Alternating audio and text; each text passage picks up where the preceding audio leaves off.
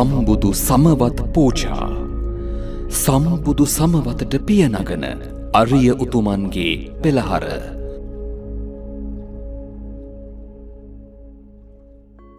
සෑම සියලු දෙනාටම තෙරුවන් සරණයි. අපගේ මේ උත්සාහය, වීරිය, කැපකිරීම ඉලක්කය වන්නේ අප්‍රේල් මාස 5 වෙනිදා පවත්වන්නට නියමිත මහා පින්කමක් උදෙසායි. ලෝතර සම්මා සම්බුදු පියාණන් වහන්සේලාගේ ඒ වගේම උතුම් වූ ශ්‍රී සද්ධර්ම රත්නයේ උතුම් වූ ආර්යයන් වහන්සේලාගෙන් අවසන් වන අෂ්ටාර්ය පුද්ගල මහා සංඝරත්නයේ අනන්ත අප්‍රමාණ ගුණස්කන්ධයන් උදෙසා උපහාර පූජාවක් වශයෙන් පවත්වන්නට බලාපොරොත්තු වෙන්නා වූ මහා අග්‍ර පූජාවක් පැවැත්වීමේ අදහසින් යුක්තව අප සියලු දෙනා මේ අවස්ථාවේදී සිතුවිලි ක්‍රියාවදන් එම පුණ්‍ය කර්මය සඳහා මෙහෙවනවා.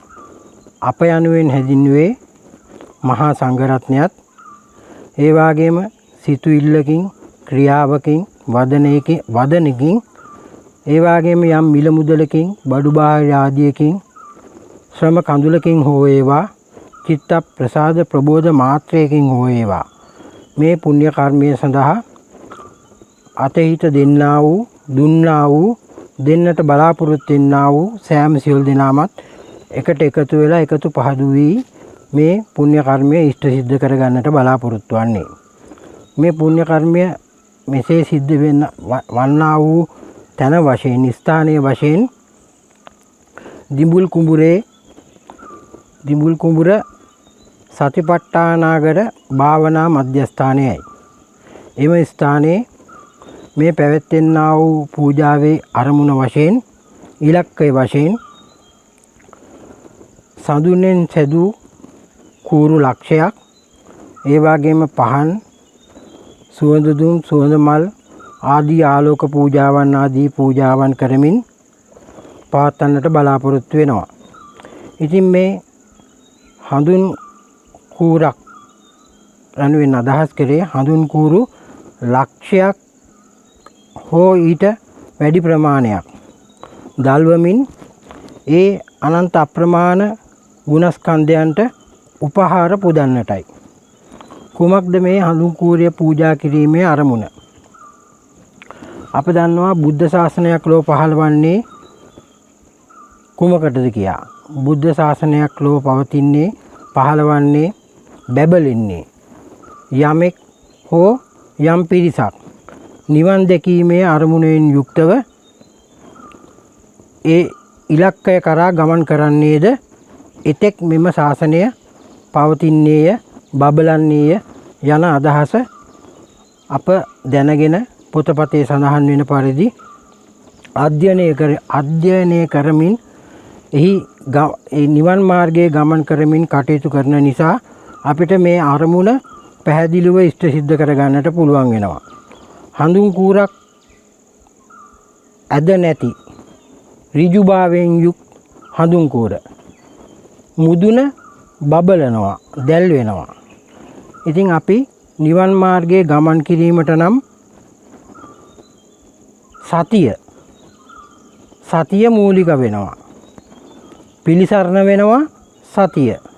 ඉතින් අසතියෙන් ඉන්න යම් තාක් මොහොතක් ඇද්ද ඒ මොහොත හටගන්නේ අවිද්‍යාව ප්‍රත්‍ය කොටගෙනයි.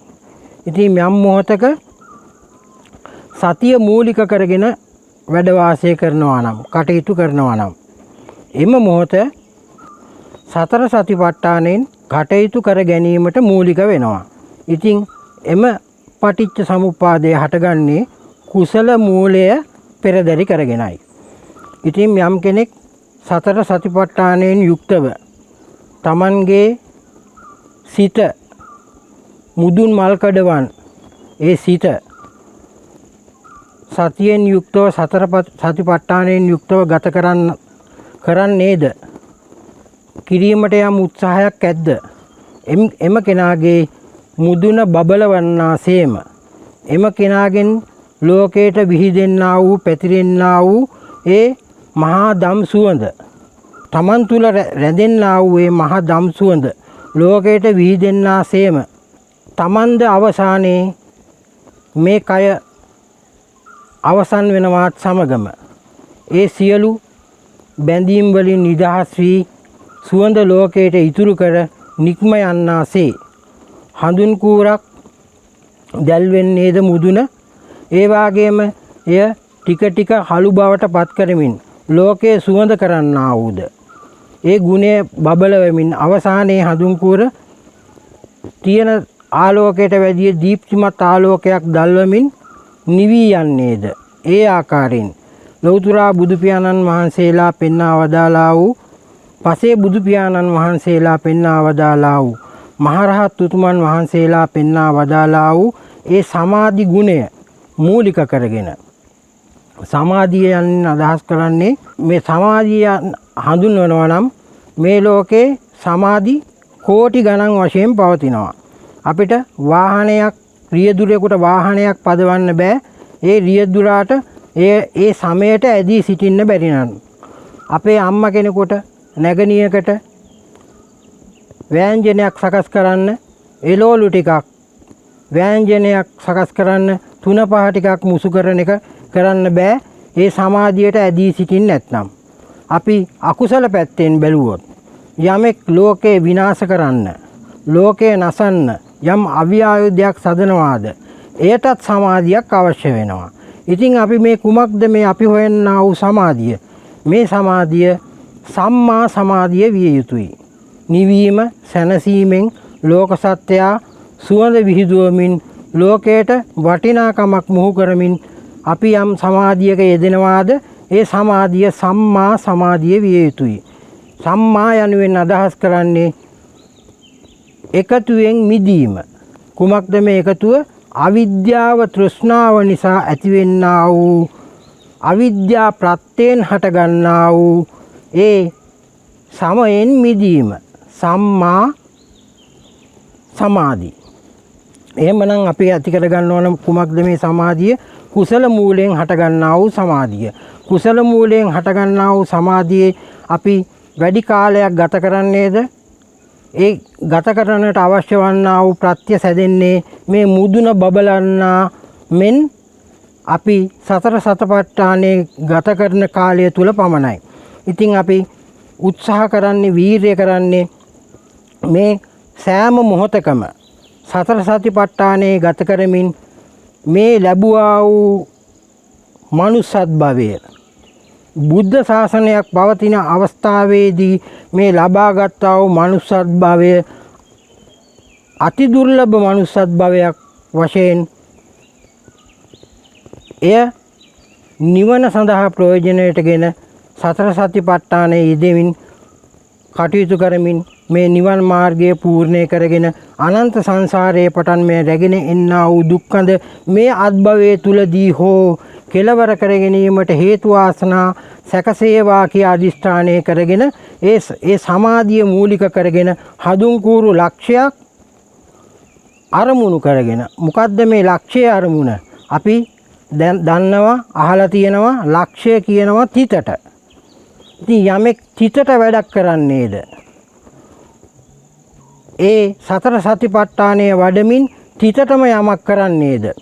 නිවන් දැකීම සඳහා අරියට මඟ ගමන් කිරීම සඳහා තිතට වැඩක් කරන්නේද?